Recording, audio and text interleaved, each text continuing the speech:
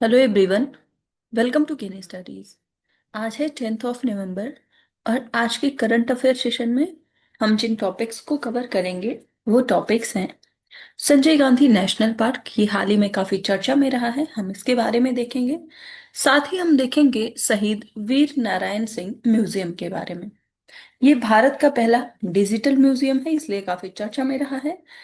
इसके बाद हम देखेंगे 2025 का जो एशियन यूथ गेम्स संपन्न हुआ है उसमें भारत ने काफी बेहतर प्रदर्शन किया है, हम इसके बारे में देखेंगे। देन हम देखेंगे क्वाड्रिलेटरल सिक्योरिटी डायलॉग के बारे में, जिसे हम क्वाड के नाम से जानते हैं। इसके साथ ही हम देखेंगे inter university centre for astronomy and astrophysics के बारे में। सो रिसेंटली जो ये AUCAA है, इसके जो को फाउंडर हैं उनका निधन हुआ है, जिसकी वजह से ये काफी चर्चा में रहा है। इसके बाद हम देखेंगे ग्लोबल वायरस नेटवर्क के बारे में और लास्ट में हम देखेंगे हाल ही में चर्चा में रही मिट्योर मिसाइल के बारे में। तो शुरू करते हैं। आज का फर्स्ट क्वेश्चन है,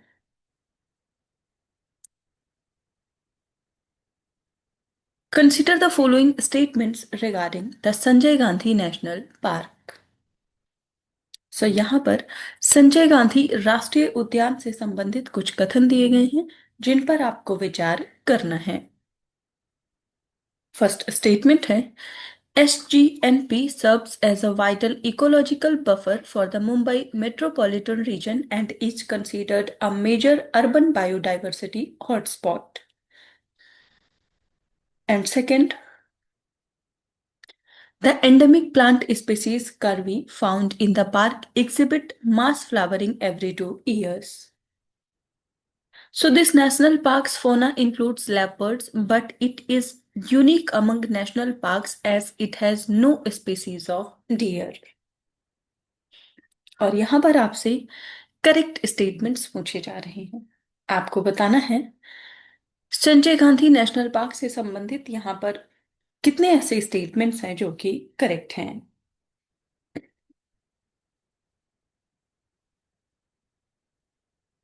और इस क्वेश्चन में आपका करेक्ट ऑप्शन हो जाएगा ऑप्शन ए। सो यहाँ पर केवल फर्स्ट स्टेटमेंट आपका करेक्ट है, जबकि सेकंड और थर्ड स्टेटमेंट जो है वो इनकरेक्ट है। सो यहाँ पर ये बताया गया है कि जो करवी प्रजाति का पादप है वो हर 2 साल में बड़े पैमाने पर उसमें फूल खिलते हैं, जबकि ऐसा नहीं है। ये जो टेन्योर है ये है 8 इयर्स का। इसके साथ ही जो ये नेशनल पार्क है, थर्ड ऑप्शन में ये बताया जा रहा है कि यहाँ पर कोई भी स्पीसीज डियर की नहीं पाई जाती। ये रॉन्ग है, because it is home to the various species of deer. So आप यहाँ देख सकते हैं Sanjay Gandhi National Park is a protected forest within the metropolitan area of Mumbai and Thane, functioning as the city's green lung. So, it is a crucial urban biodiversity hotspot, absorbing carbon emissions and maintaining the microclimatic balance of the region. So, the periodic mass flowering of the curvy plant is a distinct feature that occurs every 8 years, not every 2 years, and this is long-term biological cycle and is a key part of the park's ecology. So, this national park is home to various species of deer, including spotted deer and sambar, alongside its significant population of leopards. So, its high density leopard presence and diverse fauna are noteworthy given its urban location.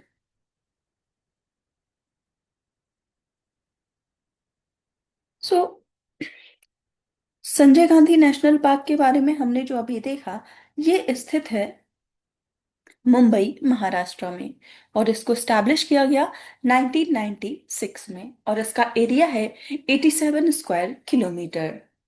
सो हाल ही में ये काफी चर्चा में रहा है। उसमें से एक कारण तो रहा है अतिक्रमण हटाने को लेकर के जो मुद्दा हुआ उससे, और दूसरा है eco sensitive zone master plan पर जो वहां के लोकल लोग हैं उन्होंने आपत्ति करी, इस वजह से ये काफी चर्चा में रहा है। बढ़ते हैं नेक्स्ट क्वेश्चन की ओर।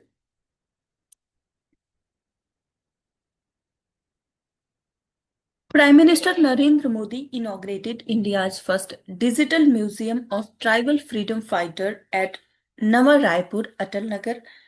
What is the official name of this museum? So यहाँ पर आपसे पूछा जा रहा है, प्रधानमंत्री नरेंद्र मोदी ने नवा रायपुर अटल नगर में आदिवासी स्वतंत्रता सेनानियों के भारत के पहले डिजिटल संग्रहालय का हाल ही में उद्घाटन किया है। आपको बताना है कि इस संग्रहालय का आधिकारिक नाम क्या है। आपके ऑप्शंस हैं, Birsa Munda tribal museum, second Shaheed Veer Narayan Singh memorial and tribal freedom fighter museum, third Adivasi heritage digital museum, या फिर tribal resistance and culture museum.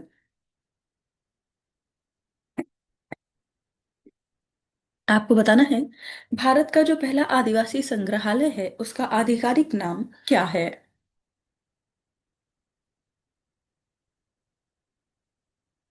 और इस क्वेश्चन में आपका करेक्ट ऑप्शन हो जाएगा ऑप्शन बी।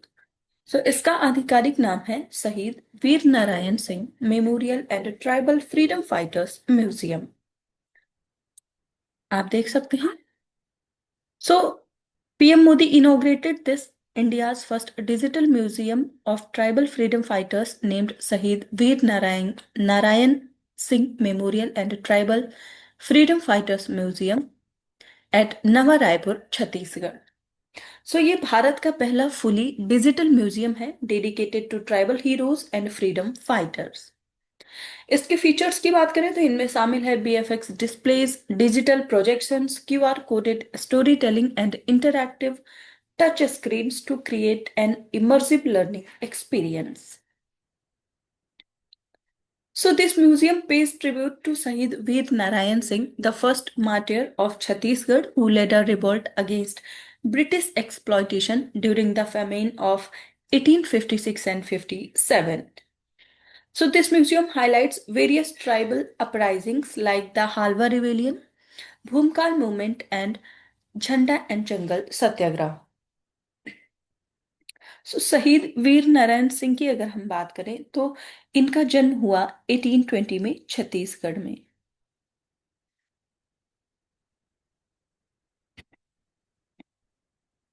बढ़ते हैं नेक्स्ट क्वेश्चन की ओर।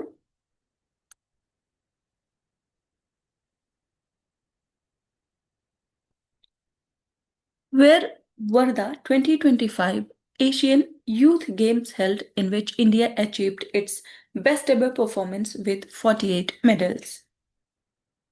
सो यहां पर आपसे पूछा जा रहा है, 2025 का जो एशियाई युवा खेल है जिसमें भारत ने 48 पदकों के साथ अपना सर्वश्रेष्ठ प्रदर्शन हासिल किया है, इसका आयोजन कहां पर किया गया था।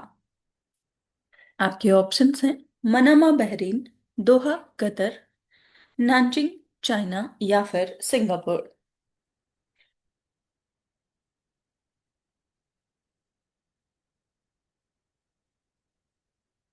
और इस क्वेश्चन में आपका करेक्ट ऑप्शन हो जाएगा ऑप्शन ए। सो 2025 में जो एशियन यूथ गेम्स हुए वो संपन्न हुए मनामा बहरीन में। आप देख सकते हैं, India achieved it's best ever performance at the 2025 Asian youth games जिसका आयोजन किया गया मनामा बहरीन में, विनिंग अ रिकॉर्ड 48 मेडल्स जिनमें शामिल हैं 13 gold, 18 silver and 17 bronze. So the girls kabaddi team won India's first gold, while Preeti Smita Boi set a world youth record in weightlifting.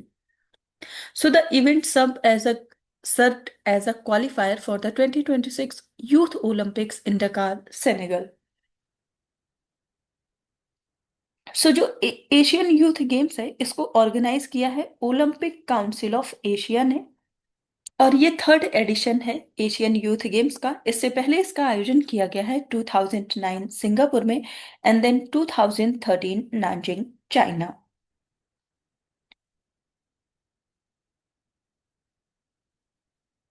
इसके अलावा बीच में इसके दो और एडिशंस प्रस्तावित रहे लेकिन बाद में कैंसिल कर दिए गए, वो रहे 2017 एंड 2021। जो एशियन यूथ गेम्स है इसमें 45 टीम्स पार्टिसिपेट करती हैं। और 2025 का जो एशियन यूथ गेम्स हुआ इसकी ओपनिंग सेरेमनी जिसके द्वारा की गई वो रहे हैं नासिर बिन हमाद अल खलीफा, जो कि प्रिंस हैं बहरीन के।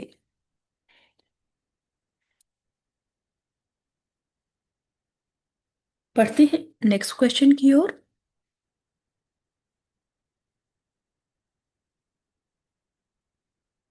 With reference to the quadrilateral security dialogue, consider the following statements.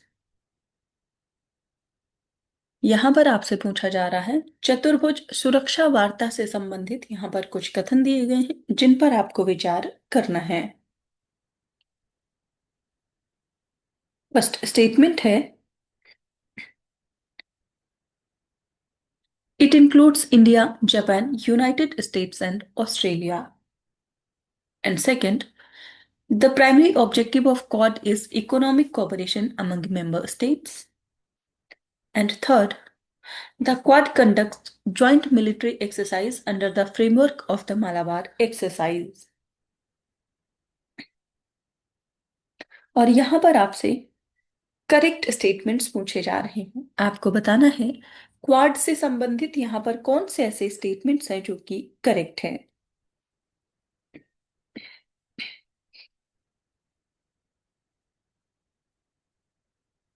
और इस क्वेश्चन में आपका करेक्ट ऑप्शन हो जाएगा ऑप्शन ए।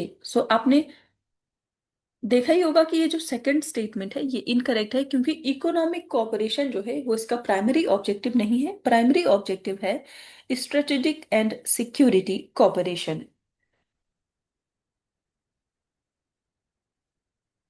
हम यहाँ देख सकते हैं the quadrilateral security dialogue is a strategic grouping of India, Japan, United States and Australia. It was originally proposed in 2007 and revived in 2017 to promote a free, open, and inclusive Indo-Pacific region. Primary objective जो quad का है वो है strategic और security cooperation. इसके साथ ही ये focus करता है मैरीटाइम सिक्योरिटी पर, रूल बेस्ड ऑर्डर पर, critical technology, supply chains and disaster relief जो मैटर्स हैं इन पे, नॉट ऑन ट्रेड इंटीग्रेशन।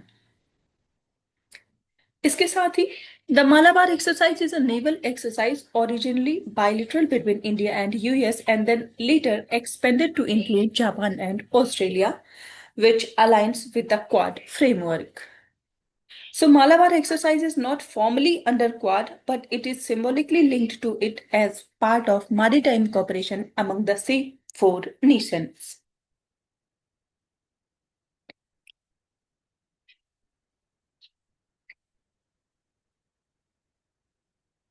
बढ़ते हैं नेक्स्ट क्वेश्चन की ओर।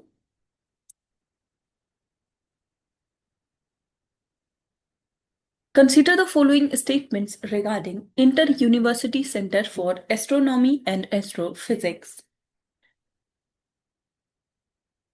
तो यहाँ पर आपसे पूछा जा रहा है अंतर विश्वविद्यालय खगोल विज्ञान और खगोल भौतिकी जो केंद्र है उससे संबंधित यहाँ पर कुछ कथन दिए गए हैं जिन पर आपको विचार करना है। फर्स्ट स्टेटमेंट है it is an autonomous institution under the department of atomic energy. Second, it is located in Pune, Maharashtra. And third, it promotes research and training in astronomy and astrophysics among university students. और यहां पर आपसे correct statements पूछे जा रहे हैं। आपको बताना है कि IUCAA से संबंधित यहां पर कौन से ऐसे स्टेटमेंट्स हैं जो कि करेक्ट हैं।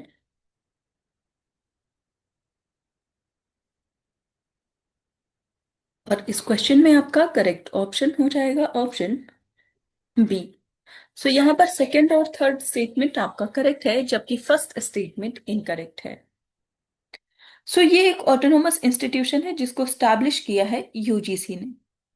ये डिपार्टमेंट ऑफ एटॉमिक एनर्जी के अंतर्गत नहीं आता है। आप देख सकते हैं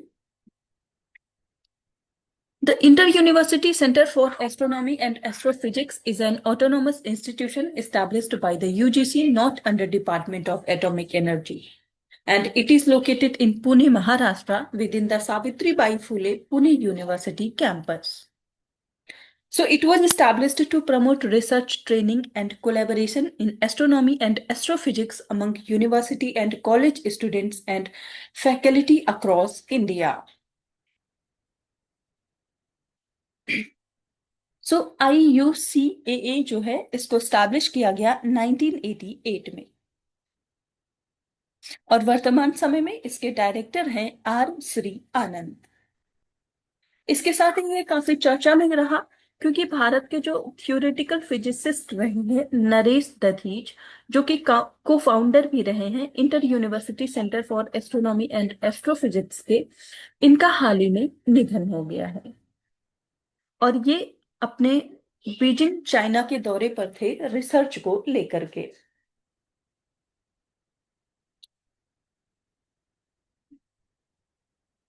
बढ़ते हैं नेक्स्ट क्वेश्चन की ओर।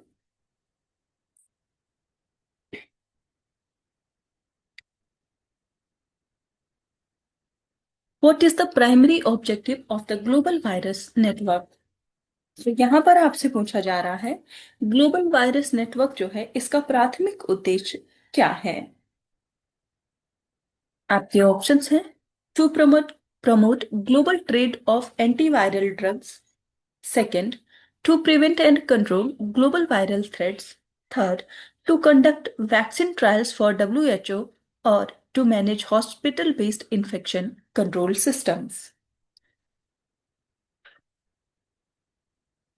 तो आपको बताना है कि ग्लोबल वायरस नेटवर्क का प्राथमिक उद्देश्य क्या है और इस क्वेश्चन में आपका करेक्ट ऑप्शन हो जाएगा ऑप्शन बी। सो इसका ऑब्जेक्टिव है to prevent and control global viral threats. आप देख सकते हैं the global virus network has recently expanded by adding 3 new centers of excellence in Americas, and this move strengthens its global response to emerging viral threats. So, ये एक voluntary consortium है of virology laboratories and scientists working to prevent and control viral diseases worldwide. So global virus network जो है ये represent करता है over 25 with experts covering every class of human virus and no single institution can handle all the viral areas, so GVN unites global expertise and it brings top medical virologists together to tackle major scientific problems, and it also its strength lies in the global collaboration, deep research, and commitment for solving viral challenges. ये जो global virus network है इसको found किया गया 2011 में by Robert Gallo in collaboration with William Hall and Keinhard Kurt.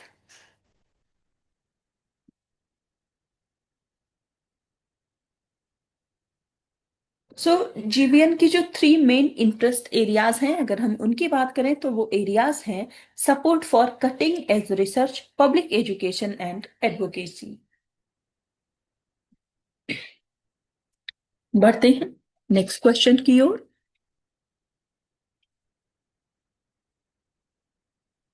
Which type of missile is Meteor that was recently seen in the news? यहाँ पर आपसे पूछा जा रहा है हाल ही में खबरों में रही जो मिट्योर मिसाइल है वो किस प्रकार की मिसाइल है?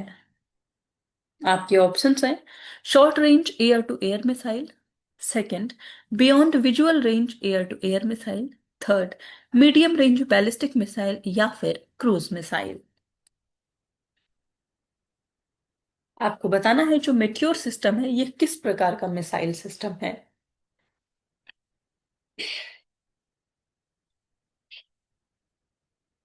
और इस क्वेश्चन में आपका करेक्ट ऑप्शन हो जाएगा ऑप्शन बी। ये है beyond visual range air to air missile. आप देख सकते हैं After defeating Pakistan in the recent conflict through Operation Sindoor, India plans to boost its air combat power, and the country is set to acquire a large number of Meteor air to air missiles. So, Meteor is an advanced radar guided beyond visual range air to air missile, and it was developed by the European partners led by MBDA, and it uses a ramjet engine to high speed controlled flight and complex maneuvers.